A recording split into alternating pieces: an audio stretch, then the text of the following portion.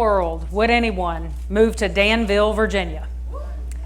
This is what a family member said to me when I shared that I would be moving back after a 30-year absence. He said to me, "There's nothing there. The brick warehouses are falling down. The storefronts are all boarded up. You got that dirty old river. It's not even safe there. I mean, there's a bunch of people that are pouring money into it, but I don't know why." And that is exactly why I moved to Danville, Virginia.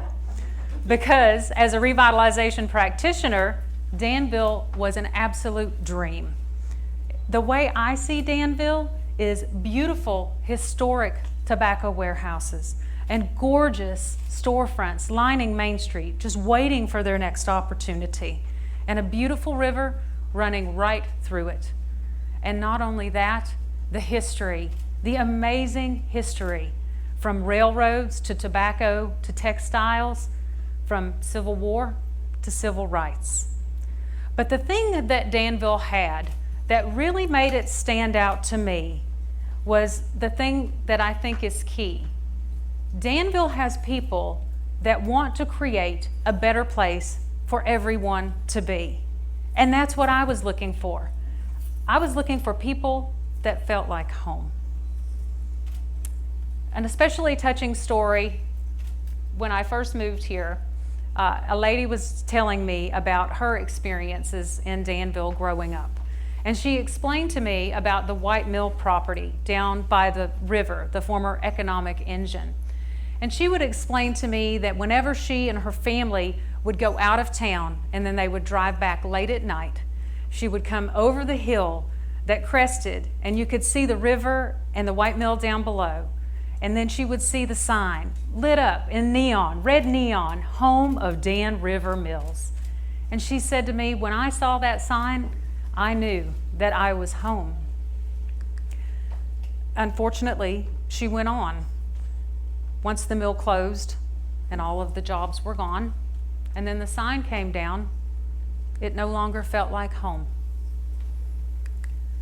Unfortunately, when so many of our residents pass by this building and others like it each day, subconsciously, it reflects loss.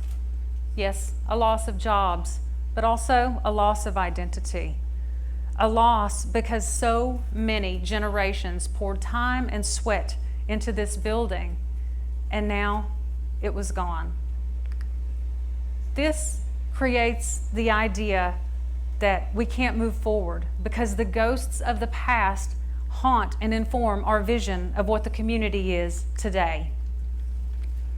Broken windows theory is a theory that argues that if there is one broken window in a neighborhood, that no matter whether it's a rich or a poor neighborhood, there will be many other broken windows behind it.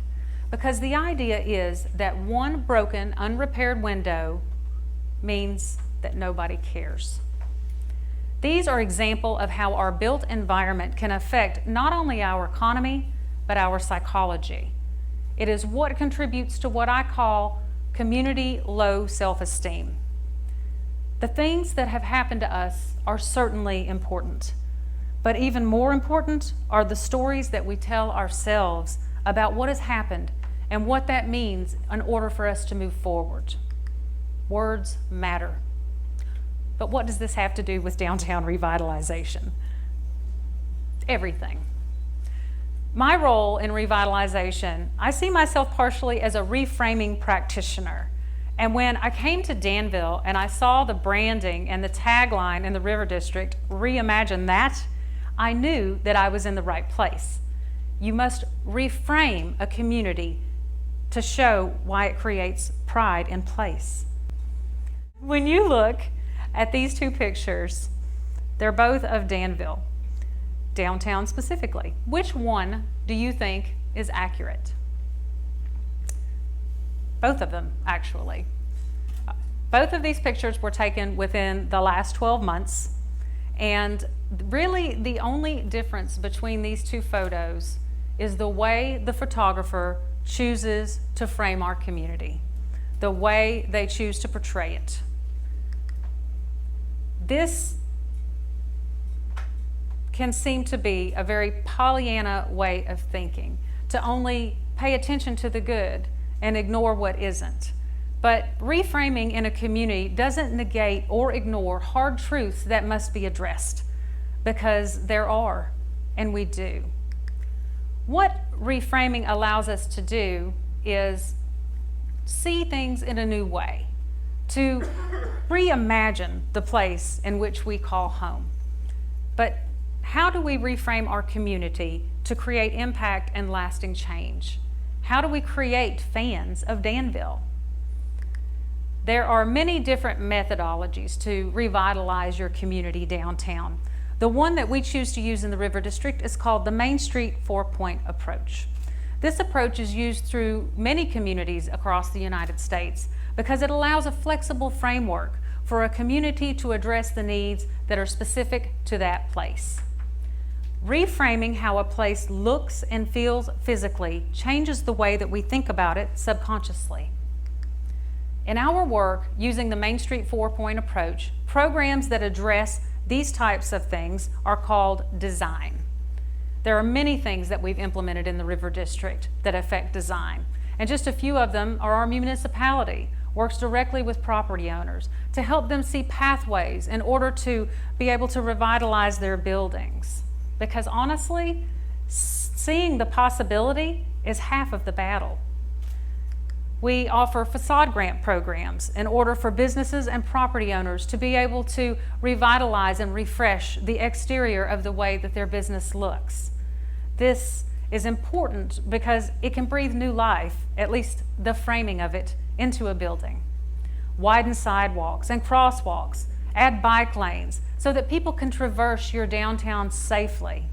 Plant flowers and trees to soften the hardscape and create beauty that everyone can appreciate. It's important that we add art into our downtown in both traditional and non-traditional ways so that we can allow everyone's voice and our history to be remembered and honored. Invest in creating third spaces in our community. Third spaces are opportunities for people to gather that are not home or work, where they can begin to form relationships. Things like public gardens and parks and our beautiful Riverwalk Trail. It's really, really important because we not only need to make connection to place, we need to create opportunities for connection to each other. Not only do these things appeal to the perception of safety and vibrancy in a community, they're also really important if you want investors to invest in your community. Because if someone is going to come and develop and spend time and money in your community, they want to know that your community is invested in doing the same. The next point that we will look at in our 4-point approach is called economic vitality. We must offer opportunities for people to break down barriers so that they can see themselves thriving financially within our community. A good place to start would be finding ways to support the people who have already invested here, our merchants that are already in our community. Some of the ways is to directly speak to them, have conversations, ask reframing questions. What would it look like if you had everything that you needed for your community, your business to thrive in your community? Soon you'll start to see a thread appear between these businesses, and you'll know what kind of opportunities to offer for workshops and education. Help businesses begin to get to know one another, because the best way to drive business to your business is to have an ally in the business next door that's trying to do the same. Help businesses through the confusing government processes like permitting, zoning, parking, waste management, because that can seem really overwhelming when all you're trying to do is run your business day to day. We need to then take an opportunity to look at one of the most exciting economic drivers, and that's entrepreneurship. We need to offer free boot camps so that our citizens can learn and understand what they need to do and what they need to know to not only work in a business, but to own it. That it helps people gain knowledge to see that there's a place in community for them to follow their dreams and create wealth, which will also diversify and strengthen our economy. Co-working spaces, incubators, accelerators, and pitch competitions are drivers that fill empty storefronts and continue to allow more opportunity for people to interact directly in our downtowns. Another important economic driver that sometimes we don't think about is creating additional residential spots downtown. 10 years ago, no one almost lived downtown. And now we have over 1,000 units, and we just can't build them fast enough. Because honestly, today, people are looking for a place that they can work, live, and thrive without ever having to get into their car. Especially today, when people can work wherever they choose to live. All of these offer opportunities to reinforce that downtown is a gathering place, and it's a place for the community, entire community, to find agency and shared outcomes. The third point in our 4-point approach is called promotions. Now, promotions include things such as branding, identity, messaging, marketing, and events. And these are essential because it helps people both inside and outside the community be able to see it in a different way, to reframe it, to imagine that. Which brings us to the pivotal point in the revitalization of our comeback city. Things look really, really bright, but that picture isn't rosy for everyone. It's going to be a key to our future because a community is only as strong as the people in it. Which brings us back to the work of raising our collective community self-esteem. We need fans of our community, which can only happen when we create fans within our community. And that is part of the fourth point of the 4-point approach, likely the most critical key of all. And we put that under what we call organization. First, we have to help people understand that all of the time and energy and, yes, money that is being poured into a downtown is not just for the benefit of the people who own property or live in downtown. It is for the good of the entire community.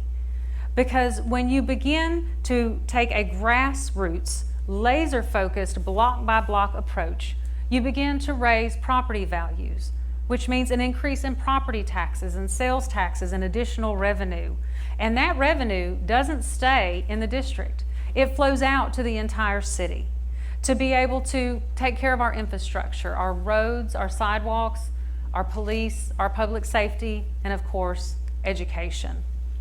And it is at that point when we have solidified our infrastructure that we can begin to address the needs of the most vulnerable in our community. Things like housing and access to transportation, access to food, and access to health care. When we begin to expand from that point into the neighborhood commercial business districts, then we can begin to see our neighborhood districts begin to celebrate the flow and the flourish as we have in our downtown. To affect change, it actually is even more personal. It comes down to the conversations that we have with each other, our loved ones, and everyone we come into contact every single day. In fact, many in our community face incredibly hard times just trying to survive, where the idea of opportunity seems like it's just out of reach. It's a luxury to have opportunity, and it's going to take time and energy and patience to start to help those that suffer the most to be able to see the possibility. But we must try, because if you can only see the opportunities for good and for opportunity itself, then you allow oxygen that will give chance for hope to grow. Because if you only look at the negative and what can't be, you extinguish that oxygen. And where there is no hope, there is no possibility. When you look at your town, you need to begin to think about the way you ask the questions. Questions of both yourself and those around you, because this is at the heart of reframing. When you look at your community and you don't see anything there for you, is it because there isn't nothing there for you, or because you just can't see where you have an opportunity in it? Is it because our history? Look at our history. Don't say, what has our history done to us? Say, how can we learn from our history and be able to strengthen ourselves to move forward together stronger? What would it take? What would it look like? What would my community need to look like for me to be proud to live in it?